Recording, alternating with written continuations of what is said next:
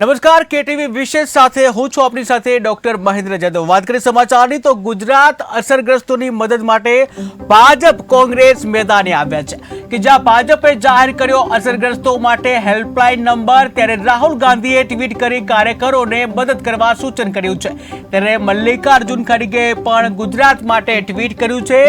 જ્યાં ગુજરાતમાં છેલ્લા 3 દિવસથી ભારે વરસાદ છે, ત્યારે હજારો લોકો પૂરના પાણીથી બન્યા છે બેઘર। જ્યાં ભાજપ અને કોંગ્રેસ પીડિતો માટે મેદાને આવ્યા છે, ત્યારે ગુજરાતમાં છેલ્લા 3 દિવસથી ભારે વરસાદ વરસી રહ્યો છે। ધોધમાર વરસાદના કારણે ઠેર ઠેર પાણી ભરાઈ જવાની ઘટના બની છે, લોકોને હાલાકી ભોગવવી પડે છે। ત્યારે ક્યાંક ને ક્યાંક ભાજપ અને કોંગ્રેસ પણ અસરગ્રસ્તો માટે મદદે મેદાને આવ્યા છે।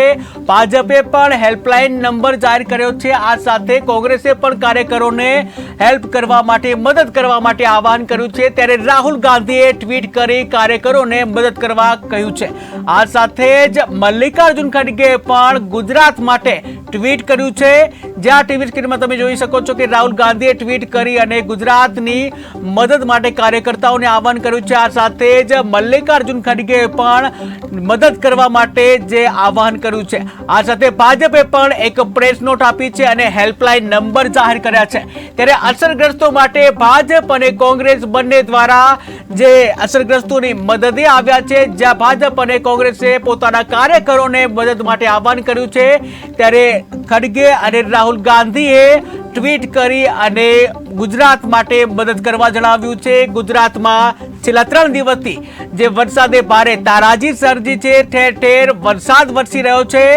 રાજકોટ હોય, વડોદરા હોય કે પછી સૌરાષ્ટ્ર હોય, ઠેર ઠેર વરસાદ ખાબકી રહ્યો છે, જ્યાં દયનીય હાલત બની રહી છે। ત્યારે સમગ્ર ગુજરાતમાં ધોધમાર વરસાદથી લોકોને હાલાકી ભોગવવી પડે છે। ત્યારે આ સાથે જ વધુ માહિતી માટે ગુજરાત કોંગ્રેસના પ્રવક્તા ડોક્ટર મનીષ દોશી જોડાઈ ગયા છે।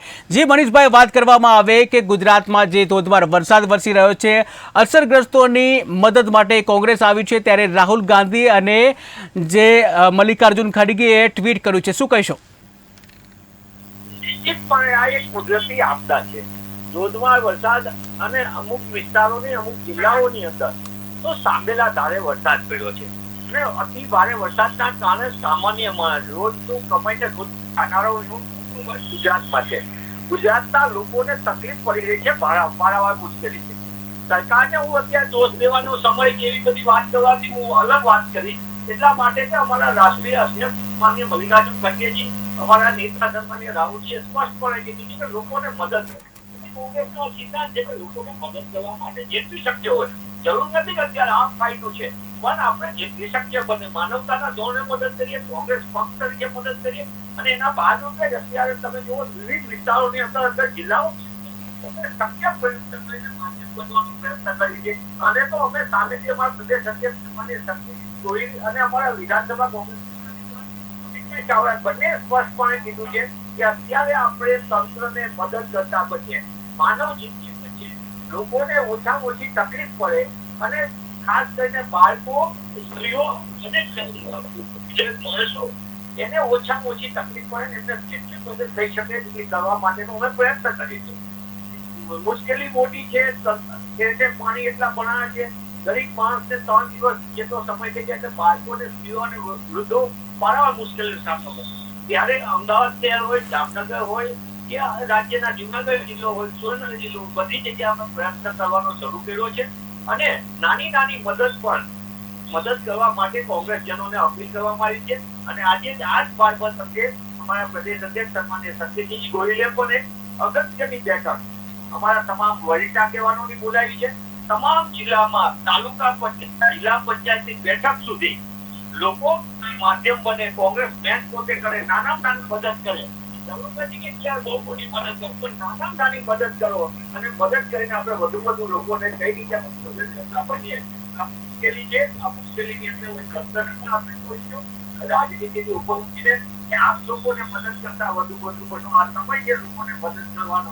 આ મુશ્કેલી લાંબો સમય નથી, પણ 4 દિવસ હજી પણ વરસાદની આગાહી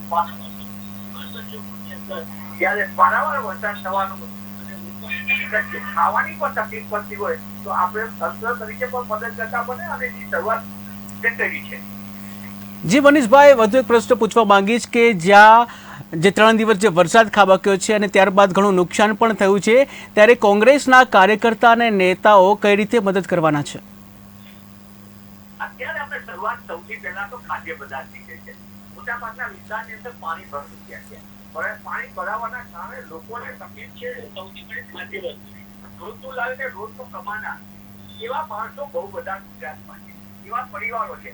ત્યારે તેમને નાની નાની વસ્તુની મદદ એટલે કે પૂરી શાક છે, એમને સૂકો નાસ્તો છે, એમને બીજી કોઈ વસ્તુ દૂધ છે, બિસ્કીટ આપી શકાય બાળકો માટે, એવી એક અમે પ્રયત્ન કર્યો છે. ગુજરાતમાં પહોંચી ગયા, બધાને મદદ કરતા બન્યા, પણ અમે મદદ કરવાની પ્રમાણિક પ્રયત્ન કરી રહ્યા છીએ. અને હું અપેક્ષા રાખું છું દરેક કોંગ્રેસજન, હું મારી જાતે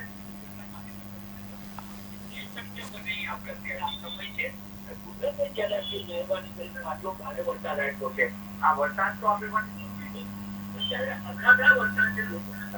ઓછામાં ઓછી મુશ્કેલી થાય અને મુશ્કેલ સમય મદદ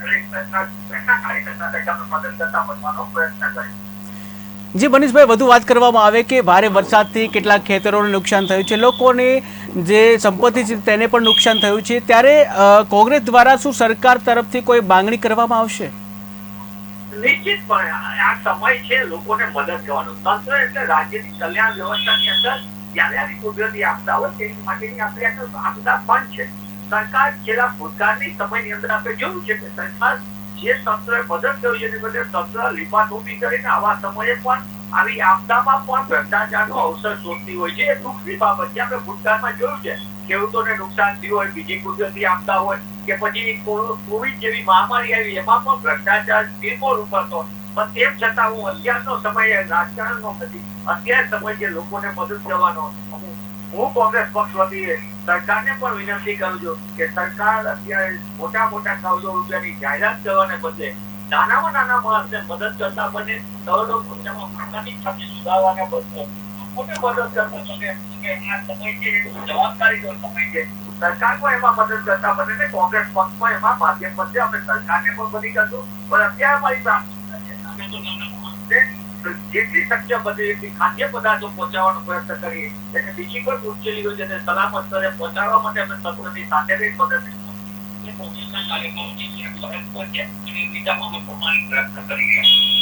જી મનીષભાઈ, સમગ્ર માહિતી બદલ આભાર. તો ગુજરાતમાં અસરગ્રસ્તોની મદદ માટે ભાજપ કોંગ્રેસ મેદાને આવ્યું છે, મદદે આવ્યું છે. આ સાથે ભાજપે પણ પોતાનો હેલ્પલાઇન નંબર જાહેર કર્યો છે, જ્યાં રાહુલ ગાંધીએ પણ ટ્વીટ કરી કાર્યકરોને મદદ કરવા સૂચન કર્યું છે. આ સાથે મલ્લિકાર્જુન ખડગેએ પણ ગુજરાત માટે ટ્વીટ કર્યું છે, જ્યાં ગુજરાતમાં છેલ્લા 3 દિવસથી ભારે વરસાદ છે, હજારો લોકો પૂરના પાણીથી બેઘર બન્યા છે, ત્યારે ભાજપ અને કોંગ્રેસ પીડિતોની મદદે આવ્યા છે.